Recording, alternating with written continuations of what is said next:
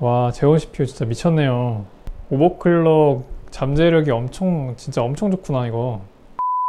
안녕하세요, 민티저입니다. 오늘은 지난 영상에서 조립했던 28만 6천원짜리 컴퓨터를 오버클럭 해보려고 하는데요. 전에 말씀드린 것처럼 제온 X5650 CPU가 오버클럭이 굉장히 잘 되는 걸로 유명하거든요. 그래서 저도 이게 얼마 정도까지 오버가 되는지 굉장히 궁금합니다. 그럼 바로 진행을 해볼게요.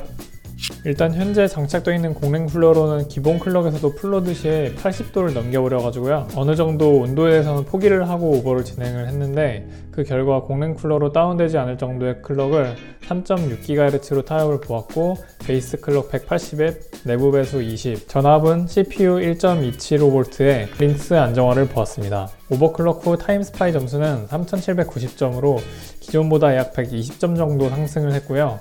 파이어 스트라이크 점수는 역시 만점을 살짝 넘긴 1381점으로 기존 대비 약 700점 상승을 했습니다.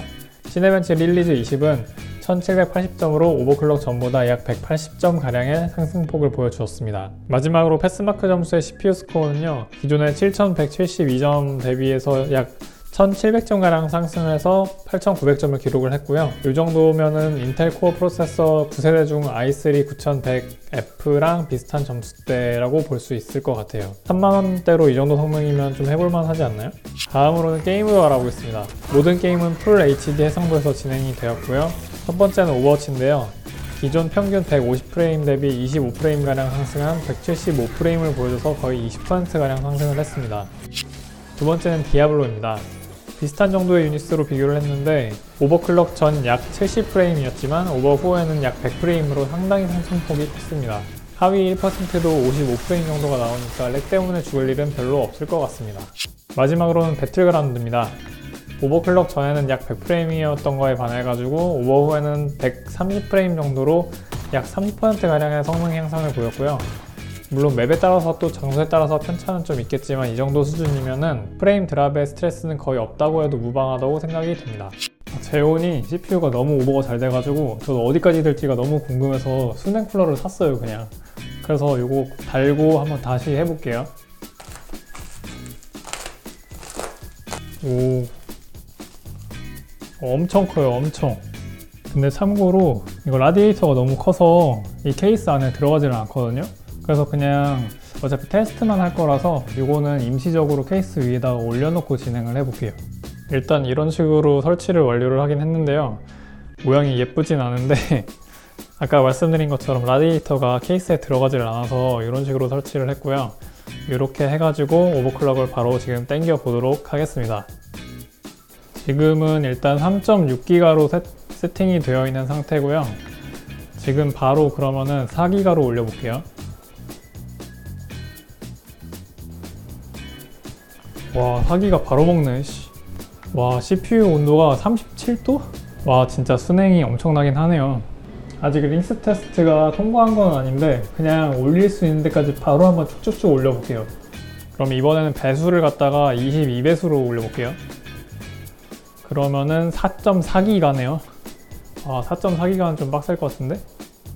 와, 4.4기가로 바탕화면 들어왔다. 와, 제온 CPU 진짜 미쳤네요.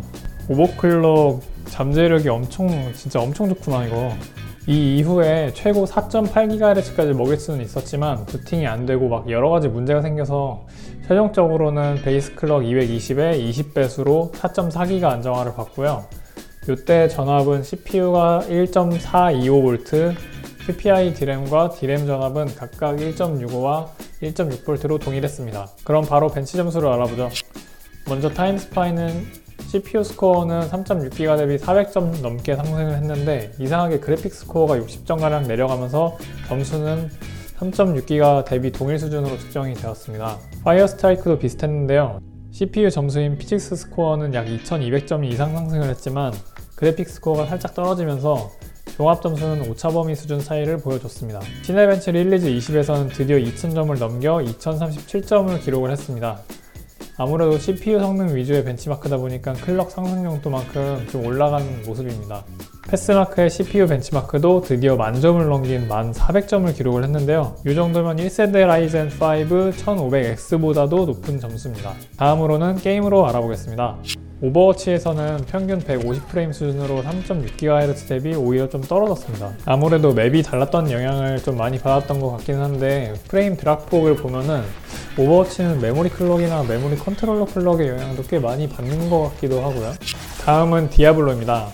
3.6GHz 대비 약 20프레임이나 상승한 평균 120프레임 수준을 보여줬는데요.